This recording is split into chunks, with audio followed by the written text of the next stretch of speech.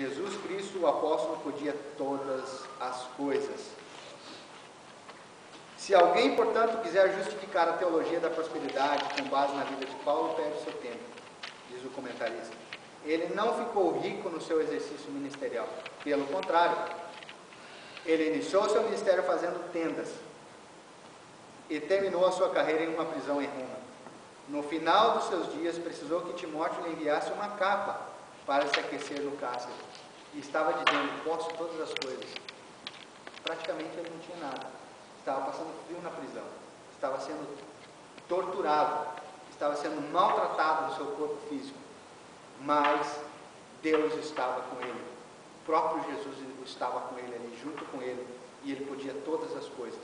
E ele escrevia para as igrejas e fazia menção do que Cristo estava fazendo, do que Deus estava fazendo na vida dele, do que Deus estava suprindo para ele naquela hora de adversidade. Então, isso que quer dizer prosperidade na adversidade, prosperidade espiritual, prosperidade, a verdadeira prosperidade, que vai nos levar a uma vida completa na presença de Deus. Com o quê? Com dons, com variedade de línguas. Nessa quinta-feira, Deus fez maravilhas nessa quinta-feira. Oxalá que nós tivéssemos mais tempo para que, olha, na verdade eu poderia dizer assim que se o culto fosse maior para a gente ficar aqui na presença de Deus. E a nossa alma, quando está se alimentando, quando a comida é gostosa, a palavra de Deus é a comida, a gente se alimenta e fica querendo mais, a gente está com a barriga cheia, mas quer mais alimento. E Deus tem feito maravilhas no nosso meio. Pessoas foram renovadas com o Espírito Santo, pessoas que nunca falam a mim, foram batizadas e muito tempo que não falavam línguas. Deus renovou essas pessoas. Então, irmãos, isso é prosperidade. Quando nós estamos com essa vida espiritual próspera na presença do Senhor, as demais coisas nos serão acrescentadas. As outras coisas nos seguirão. As bênçãos materiais são consequência, aquilo que falou o maestro, vão ser consequência daquilo que nós estamos fazendo na obra do Senhor. Então não fique correndo atrás das bênçãos, atrás de profeta, atrás disso e atrás daquilo. Venha à casa do Senhor, entregue o seu sacrifício diário, o seu sacrifício naquele momento. Esquece que você tem que pagar uma conta amanhã, ou que você tem que ir trabalhar amanhã, ou o que você tem que fazer amanhã, que você tem que limpar uma casa amanhã e não sabe como vai chegar. Esquece isso. Deus quer que nós limpemos a nossa mente, nos vaziamos, assim como eu não esqueci a menção que o irmão Miles fez, que ele botava o pó de café velho em cima do novo, e a máquina não funcionava direito. É exatamente o que precisamos fazer, tirar aquilo que é velho, que vai acumulando durante a nossa vida aqui, vai tirando aquela sujeira que já não vale mais para nada, serviu para alguma coisa, mas é resíduo que vai ficando ali só para juntar espaço. E o Espírito Santo não habita em casas sujas. Casas quer dizer a nossa vida, o nosso corpo, o nosso coração, nossa mente. Então vamos nos esvaziar para que a nossa vida seja próspera. E assim podemos todas as coisas naquele que nos fortalece. Não podemos sair por aí gritando com todo mundo. Não podemos sair por aí, entenda isso, não podemos sair por aí fazer o que quiser. Eu posso ir para onde eu quiser. Cuidado aonde você pisa, cuidado com o que você vê. Porque nós somos aquilo que nós comemos. Se nós comemos só junk food, nós vamos nos tornar umas pessoas obesas, com a saúde destruída. E assim é a nossa vida espiritual, já falei aqui em uma das aulas.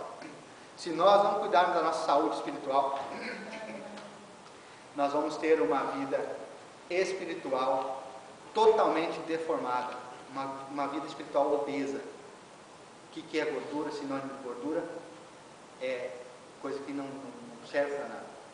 Só vai nos trazer doença, só vai nos trazer coisas que nos vão fazer parar, não podemos caminhar, não temos resistência física para andar, e assim é a nossa vida espiritual. Se nós comemos comida saudável, se nós botamos aquilo que nós ouvimos, está entrando na nossa boca espiritual e aos nossos ouvidos, se nós botarmos a luz da palavra e entendermos que aquilo é uma comida saudável para o nosso organismo espiritual, nós vamos ter uma vida próspera, uma vida saudável, uma vida ativa na presença do Senhor.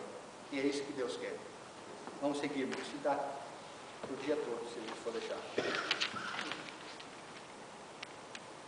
O contentamento do apóstolo não dependia da abundância ou da escassez de bens materiais, mas da suficiência em Cristo, aquilo que eu já falei. Suficiência é exatamente aquilo que nós precisamos para suprir o que nós precisamos naquele momento. Isso é suficiência. E prosperidade na vida não é mais que isso. É ter o suficiente para nos mantermos materialmente, e prosperidade espiritual é ter uma vida cheia de bênçãos espirituais na nossa vida. É para isso que nós estamos na presença de Deus. Perseguição ou rejeição. Está ainda no tópico 1. Apesar de Paulo haver escrito a epístola aos Filipenses, durante o seu encarceramento, impressiona-nos ver-lhe a alegria e o regozijo. Ele estava alegre. Ele não estava escrevendo isso, irmãos, com tristeza no coração. Ele estava escrevendo isso porque ele sentia a alegria do Senhor no seu coração e sentia que Deus estava com ele em todos os momentos. Então ele não estava escrevendo isso simplesmente porque ele estava deprimido na prisão, porque ele estava sofrendo ele estava, mas a sua mente estava cativa no Senhor. Por isso que o seu corpo poderia padecer, mas o seu espírito estava em paz na presença de Deus, estava tranquilo na presença de Deus. Amém. Tal fato evidencia uma grande verdade. A alegria do cristão independente de circunstâncias. A alegria do cristão independente de circunstâncias, pois é a demonstração da verdadeira paz com Deus. Paz com Deus é isso, irmãos. Passar necessidade, passar tristezas, passar lutas, alguém nos oprime, alguém nos levanta um falso testemunho, alguém nos fala algo que nos chateia, que nos magoa, mas a paz com Deus é dizer, não, Senhor, eu tenho paz contigo, o meu espírito está em paz contigo. O Senhor trate com essa pessoa. Não levantarei uma mão para tentar me vingar dessa pessoa, porque a vingança do Senhor depende somente dele. Nós não temos direito de nos vingar de ninguém. Nós devemos orar pelos nossos inimigos, orar por aquelas pessoas que nos oprimem, orar por aquelas pessoas que nos fazem mal. É isso que é paz com Deus, é ter paz com Deus. É nós orar pelos nossos inimigos e deixar que Deus faça uma obra na vida daquela pessoa. E até essa oração ela tem que ser no sentido de, não de que colocar a pessoa debaixo de um castigo de Deus. Não amaldiçoando a pessoa. Não amaldiçoando a pessoa, pedindo ao Senhor para que abençoe ela e mude o coração dela.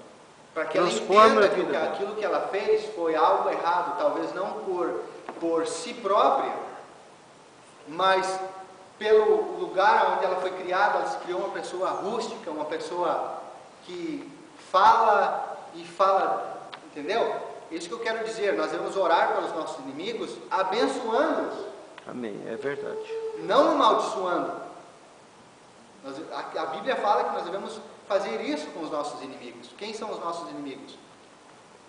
Pessoas que talvez nos machucam, talvez nos ferem, nos deixam magoados e talvez nos desanimam até de servir a Deus. Que é o que acontece. A gente tem casos, ouve casos, escuta de alguém que às vezes sai da igreja porque alguém o magoou, sendo que aquele que pode limpar toda a mágoa e toda a amargura do seu coração está aqui na casa dele, está aqui na casa do Senhor. Aqui é o escape para os nossos sofrimentos. Aqui é o lugar onde nós devemos buscar a prosperidade. Isso tudo envolve prosperidade espiritual.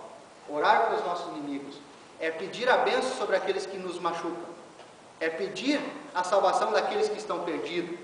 Às vezes nós temos uma mania, eu falo por mim, de julgar a pessoa à primeira vista e ver, às vezes não conhecemos a pessoa. A pessoa tem um olhar fechado, o espírito não identificou com essa pessoa, eu não gostei daquele cara, não gostei daquela mulher. Isso para o cristão é totalmente errado para nós.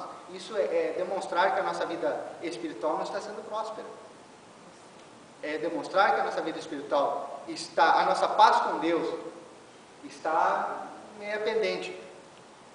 Então, irmãos, quando isso vier na sua mente, entenda, é uma seta que o diabo lança para nós não nos nos comunicar com aquela pessoa, não